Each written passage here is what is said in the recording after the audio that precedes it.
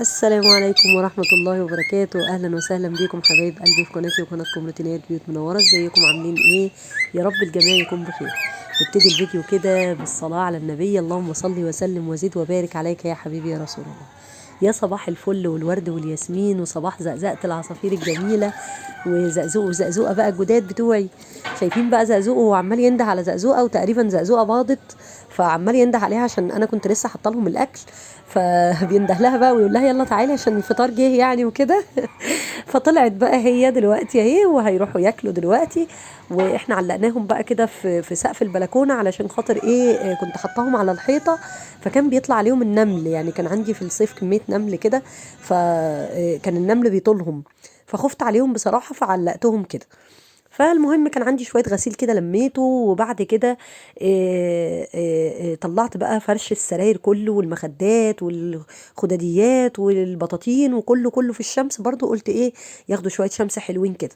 وحشتوني جدا جدا ووحشني روتيناتي ووحشتوني في تعليقاتكم على روتيناتي، وانا عارفة ان انتوا الروتينات بتاعتي وحشتكم. فقلت بقى اعمل لكم روتين حلو كده ونرجع مع بعض كده نعمل الحاجات الحلوة بتاعت زمان وندفي الشقة بتاعتنا. خلصت البلكونه ونفضتها وزعفتها وكله، ودخلت على الاوضه زعفتها هي كمان ونضفتها. ودي بقى كسوه الانتريه اللي انا كنت حطاها.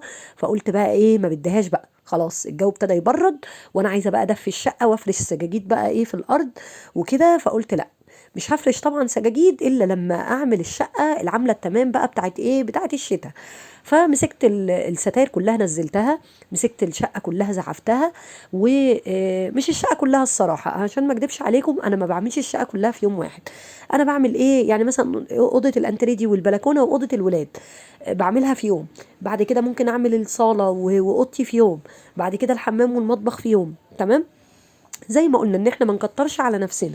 انا هنا كنت كنست ومسحت الاوضه وفرشت السجاده وخلاص خلصت كله، وطلعت طبعا خزين السجاد بتاعي، وكان فاضل بقى فرش الستاير وفرش كفر الانتريه. حاولي على قد ما تقدري ان انت لما تيجي تعملي حاجه من شغل البيت ما تجيديش نفسك وتهدي الشقه كلها في يوم واحد. لا، على قد ما تقدري اعملي جزء. لو عندك مثلا الشقه مقسومه نصين، جزء بره وجزء جوه، فاعملي الجزء الخارجي مثلا في يوم كله، نظفيه بالسلم بالبلكونه بالحاجات اللي زي كده.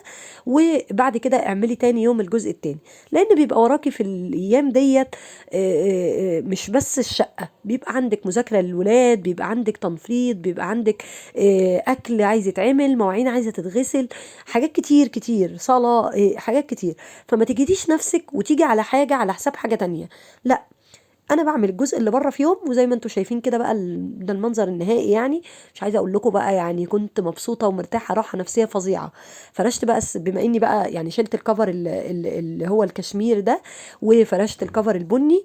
عايزه اقول لكم الكفر ده تحفه بجد، يعني الكفرات دي اللي اخترعها بجد انسان رائع يعني. فاحنا كده يعني فرشنا الكفر البني. فبما ان بقى ان احنا فرشنا الكفر البني، يبقى نحط الستاير البني ونحط الحافظه البني ونخليها بني في بني بقى عشان كله يبقى لايق على بعضه يعني. تمام. فانا بقى ايه، شلت الكفر اللي هو الكشمير ده، فطلعت الحافظه الكشمير الناحيه التانية، وحطيت بقى الحافظه البني بتاعت الارض في الاوضه بتاعت الانتريه عشان تبقى لايق كله مع بعض. تمام.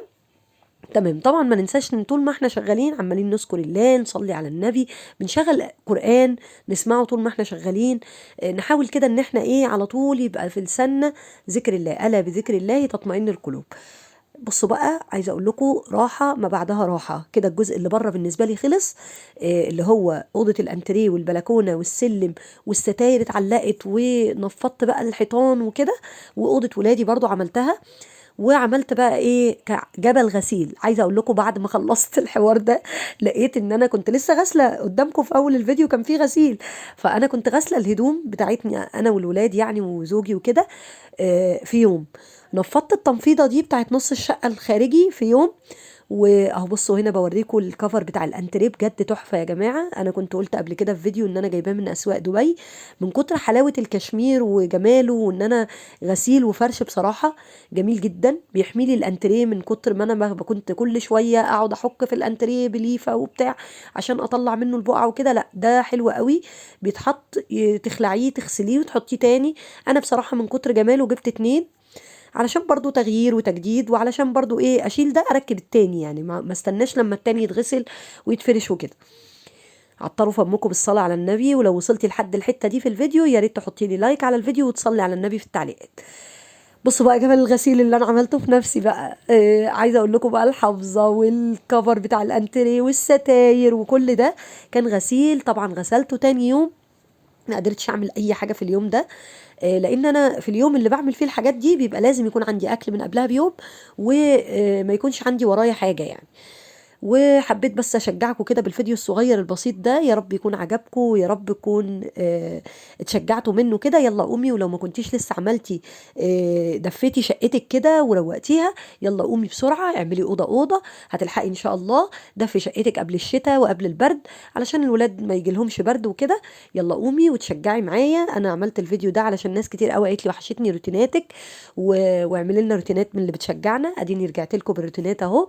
يا رب يكون الفيديو عجبكم. انا بحبكم جدا في الله، واستودعكم الله، والسلام عليكم ورحمة الله وبركاته.